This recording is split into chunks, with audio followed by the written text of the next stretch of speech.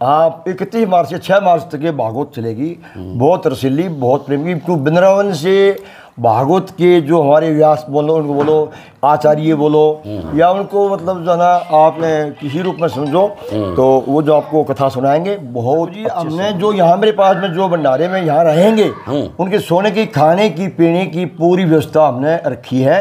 और जो यहाँ से जाएंगे वो अपना सोचो मैं क्या बताऊं। ब्राह्मण का एक कहना है कि झाड़ू पर आप विश्वास मत कीजिए और पूजा पर आप विश्वास मत कीजिए, अपनी आस्था पर विश्वास करिए। आपका इष्ट होगा वही मंदिर में कार्य। जो झाड़ों में विश्वास करे, झाड़ा झपटा लगाते हैं, कहते हैं भाई हम कोई भी शरीर का कष्ट हो वो झाड़ा मात्र से काट देते हैं, तो क्या ऐसा संभव है? आप मान रहे हो ऐसा संभव नहीं है। झाड़ा मेरे पास भी है, ये भाई झाड़ा मेरे पास में भी है कि इस झाड़ू से बीमारी, कैंसर की बीमारी में कोई झाड़ू से बीमारी कैंसर की से कट जाती है और कटती है, लेकिन झाड़ू से नहीं। कहते हैं भाई असली झाड़ा तो ये बोला भाई, श्री कृष्ण गोविंद हरे मुरारी ए नाथ नारायण वासुदेवा। सभी को नमस्कार, मैं हूं नरसिंह प्रजापति और आप देख रहे हैं एनपीएस न्यूज। भाई एनपीएस न्यूज ना करें कंफ्यूज। आज फिलहाल शिवानी मंडी के वार्ड नंबर 14 में और श्याम बाबा के मंदिर में बैठे हैं बलवीर शर्मा जी शास्त्री जी, दादाजी हमारे साथ मौजूद है। भाई 31 मार्च से यहाँ पर भागवत कथा का आयोजन होना है, बहुत सुंदर कथा होनी है, तो उसकी पूरी जानकारी देने के लिए आज शास्त्री जी हमारे साथ मौजूद है। और शर्मा जी को वैसे तो हर बच्चा जानता है, किसी भी परिचय के मोहताज नहीं है, लेकिन भागवत कथा का होना, सत्संग का होना, जागरण का होना, ये किसी गांव के, किसी शहर के बड़े भाग होते हैं। तो बड़े भाग हमारे भी कि आज हमको भी यहाँ बाबा के दर्शन करने का मौका मिला। और जानकारी देने के लिए शास्त्री बलवीर शर्मा जी हमारे साथ मौजूद है। आइए इनसे बातचीत करते हैं भाई कब का क्या कार्यक्रम रखा गया है। बहुत सुंदर कार्यक्रम है। तो दादाजी जय श्री श्याम। जय श्री श्याम। दादाजी आपने जिस प्रकार से कार्यक्रम रखा, भागवत कथा का आयोजन होना है, कब से शुरू कर रहे हो और कब समापन होगा, वो थोड़ी जानकारी हमारे दर्शकों को आप दीजिए। हम 31 मार्च को जो है ना भागवत का जो अपना जो है भागवत को स्थापना कर रहे हैं, या भागवत को हम जो प्रचार कर रहे हैं, 31 तारीख से शुरू है।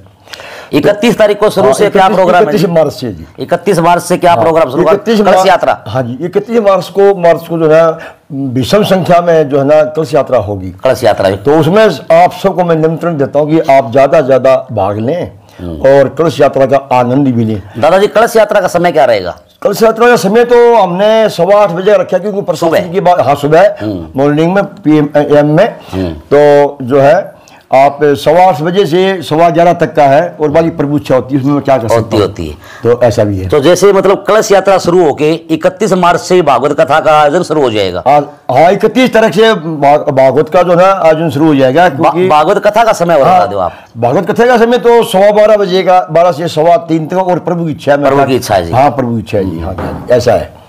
तो उसके बाद में 31 से लेकर के 6 मार्च तक चलेगा। हाँ 31 मार्च से 6 मार्च तक ये भागवत चलेगी। बहुत रसीली, बहुत प्रेमी। तो वृंदावन से भागवत के जो हमारे व्यास बोलो, उनको बोलो आचार्य बोलो, या उनको मतलब जो है ना आपने किसी रूप में समझो, तो वो जो आपको कथा सुनाएंगे बहुत अच्छे सज्जन हैं, वाचक बहुत अच्छे हैं, तो उनका आप दर्शन भी पाओगे और उनसे कथा सुनोगे तो आपको आनंद ही आनंद आएगा।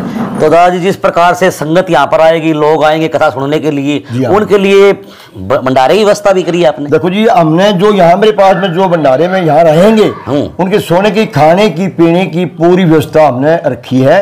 और जो यहाँ से जाएंगे वो अपना सोचो मैं क्या बताऊँ, जो यहाँ रहेंगे खान पीन का प्रबंध पूरा मंदिर से ही होगा। तो भाई दादाजी ने बताया कि 31 मार्च से शुरू होकर के और भागवत कथा जो है वो 6 अप्रैल तक चलेगी। 6 अप्रैल को सुबह हवन होगा। दादाजी हवन 6 अप्रैल को सुबह, 6 अप्रैल को सुबह हवन होगा। हवन के साथ ही मतलब भागवत कथा के साथ ही कथा का समापन होगा। रसपान करने के लिए कथा का आप यहाँ पर पहुंचे, क्योंकि भागवत कथा के अंदर जीवन का पूरा सार आ जाता है। जिसने भागवत कथा सुनी, दादाजी भागवत कथा का क्या महत्व है अगर बात करें तो? भागवत का जो कथा का जो आप महत्व जो आप पूछना चाहते हो ना, तो इसका बहुत, ये तो मतलब जो हमारे पितर जो होते हैं, मतलब पिता, दादा, परदादा, सरदादा, जो भी पितर होते हैं, ये तो उनको शांति प्राप्त होती है जी। और दूसरा भागवत से देवताओं का वास होता है। जो भागवत करने के बाद में जिस देवता तो हनुमान जी को पूजो, श्याम जी को पूजो, गणेश जी को पूजो, नहीं 33 करोड़ देवी देवता है, उनका मतलब रहने के स्थान प्राप्त हो जाता है। तो दादाजी ऐसा बताया जा रहा है भाई भागवत कथा सुनने मात्र से ही हाँ, ग्रह क्लेश हो, पाप हो, संकट वो दूर हो जाते सब हैं। नष्ट हो तो जाते क्या ऐसा संभव है? संभव है, क्योंकि संभव ऐसे कि जब मैंने भागवत मैं ये बात बतानी नहीं चाहता हूँ कि इसमें लोग ज्यादा प्रभावित हो जाते हैं। मैं कैंसर का पीड़ित हूँ जी, और मेरे पास में जो कैंसर है ना, उसकी मैंने जो टेस्ट कराया था वो हाई लेवल पर था जी। लेकिन आज मुझे कैंसर नहीं है। अच्छा। ऐसे और भी बहुत आदमी इस मंदिर में जो आए हैं तो उनकी कैंसर ठीक हुई है, लेकिन मैं दावा नहीं करूंगा। तो जिस प्रकार से दादाजी हमने भी सुना था ये सच्चा भाई आपकी कैंसर की बीमारी ठीक हुई है। हाँ जी, हाँ तो जी। क्या मतलब ये भक्ति मार्ग पर चलकर हुई है? जी हाँ, भक्ति मार्ग पे हम भक्ति मार्ग में चले तो कैंसर को नहीं कोई भी बीमारी मतलब ठीक हो सकती है, मेरे भगवान की कृपा हो तो। बिल्कुल। लेकिन झाड़े से पाखंड से बलबीर ब्राह्मण का एक कहना है कि झाड़ों पर आप विश्वास मत कीजिए और पूजा पर आप विश्वास मत कीजिए, अपनी आस्था पर विश्वास करिए। आपका इष्ट होगा वही मंदिर में कार्य करेगा। सब भक्तों के माध्यम बनता है क्योंकि वो बैठता पूजा पाठ करता है। तो पूजा से बहुत कुछ आप प्राप्त कर सकते हो। पूजा ही सर्वश्रेष्ठ है। गौ दान करना, ब्राह्मण दान करना, कन्या को दान करना, अच्छे कर्म करना आपके लिए बहुत सौभाग्य रहेंगे और आपकी जिंदगी सफल रहेगी। तो दादाजी कई लोग हैं जो झाड़ा में विश्वास करें, झाड़ा झपटा लगाते हैं, कहते हैं भाई हम कोई भी शरीर का कष्ट हो वो झाड़ा मात्र से काट देते हैं। तो क्या ऐसा संभव है? ऐसा संभव नहीं है। झाड़ा मेरे पास भी है, ये भाई झाड़ा मेरे पास में भी है कि इस झाड़ू से बीमारी, कैंसर की बीमारी में कोई झाड़ू से बीमारी कैंसर की से कट जाती है और करती है, लेकिन झाड़ू से नहीं। कहते हैं भाई असली झाड़ा तो ये होता है। कहते हैं भाई अपने सारे संकट तो कटवा के देख ले और मोर छड़ी का झाड़ा तो लगवा के देख ले। ये पंक्तियां स्टेज बैठती है। असली जो झाड़ा है वो श्याम बाबा के नाम का ही जो झाड़ा लगता है। कई लोग पाखंड करते हैं, दिखावा करते हैं भाई हम ग्रह क्लेश काट देते हैं, झाड़ा से बीमारी काट देते हैं। नहीं। तो दादाजी जिस प्रकार से बहुत सुंदर भागवत कथा का यहाँ पर आयोजन होना है, जो पूरी व्यवस्था है उसके बारे में आपने जानकारी दे दी है। तो वीडियो के माध्यम से जितने देखने वाले दर्शक है उनको आप क्या संदेश दोगे, किस तरह से यहाँ पर आकर कथा रसपान करें? देखो जी, मैं ये संदेश दूंगा जो भी भाई आए उनको निस्वार्थ भाव से आए। सिर्फ प्रभु से स्वार्थ होना चाहिए कि हमें भागवत के अंदर गोता मारे, यानी भाव भय बीच से हम दूर होकर के सारी बातों छोड़ करके हरि भक्त में मन लगा करके और प्रभु के जो वचन है सुनने योग्य उनमें गोता मारे और भागवत का आनंद उठाएं। आप सभी से मेरी हाथ जोड़ के प्रार्थना है ज्यादा से ज्यादा आने की कृपा करें और ये जो है अमृत जो जलपान है वो आप ग्रहण करें। बिल्कुल भाई। और जानकारी के लिए मैं आपको बता देता हूं, जो लोग आने में समर्थ है वो तो यहाँ पर आए ही आए, लेकिन जो लोग नहीं आ सकते वो एनपीएस न्यूज के द्वारा पूरा कार्यक्रम वो लाइव दिखाया जाएगा बहुत ही सुंदर ढंग से।